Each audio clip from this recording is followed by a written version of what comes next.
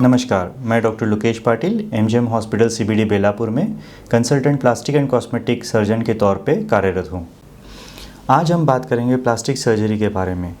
और आज इस टॉपिक पे बात करने की क्यों ज़रूरत पड़ रही है, क्योंकि लोगों में काफ़ी सारी गलतफहमियाँ हैं कि प्लास्टिक सर्जन सिर्फ़ और सिर्फ कॉस्मेटिक सर्जरीज़ ही करता है ताकि लोगों को सुंदर बनाने के लिए। लेकिन ऐसी बहुत सारे केसेस होते हैं जहाँ पे कॉस्मेटिक के अलावा हमें प्लास्टिक सर्जरी करनी पड़ती है। प्लास्टिक सर्जरी मूलतः दो हिस्सों में विभाजित है। एक होता है कॉस्मेटिक सर्जरी और दूसरा है रिकंस्ट्रक्टिव सर्जरी। कॉस्मेटिक सर्जरी का मुख्य उद्देश्य होता है सुंदरता बढ़ाना।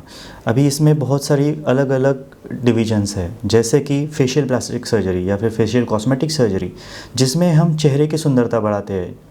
प्रोसीजर्स के अगर हम बात करें तो rhinoplasty, blepharoplasty, face lift, lip augmentation या फिर फिलर्स, बोटॉक्स, ये सारे procedures cosmetic surgery of face में की जाती है। लेकिन अगर हम बात करें ब्रेस्ट एंड बॉडी कंटूरिंग की, तो breast and body contouring focus करता है breast surgeries like breast augmentation, स्तनों का आकार बढ़ाना, या फिर ब्रेस्ट रिडक्शन जिसमें हम स्तनों का आकार कम करते हैं, बॉडी कंटूरिंग जिसमें लाइपोसक्शन आता है, लाइपोस्कल्पटिंग आता है, टमी टक आता है, मॉमी मेकओवर जैसी सर्जरीज आती है। और जो आखिरी डिवीज़न है कॉस्मेटिक सर्जरी का, वो है जेनिटल कॉस्मेटिक सर्जरी, जिसमें वजाइनोप्लास्टी, लेबियोप्लास्टी और हाइमेनोप्लास्टी जैसी प्रोसीजर्स की जाती है। अभी जो प्लास्टिक सर्जरी का एक सेकंड डिवीजन है, that is reconstructive surgery. Reconstructive surgery की जाती है आइदर कैंसर पेशेंट्स में कैंसर की गांठ निकालने के बाद उस हिस्से को वापस बनाना, या फिर किसी एक्सीडेंट में ट्रॉमा की वजह से कोई हिस्सा टूट गया है या फिर वो खुला पड़ा है उसे बनाना।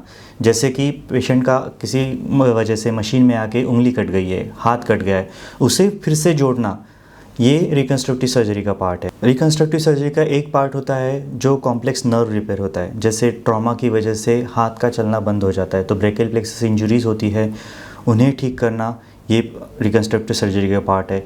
हैंड सर्जरी जिसमें टेंडन, नर्व और वेसल्स की इंजरीज हो सकती है, या फिर फिंगर्स के डिफ़िकल्ट ऑपरेशंस हो सकते हैं, ये सारी रिकंस्ट्रक्टिव सर्जरी का पार्ट आता है।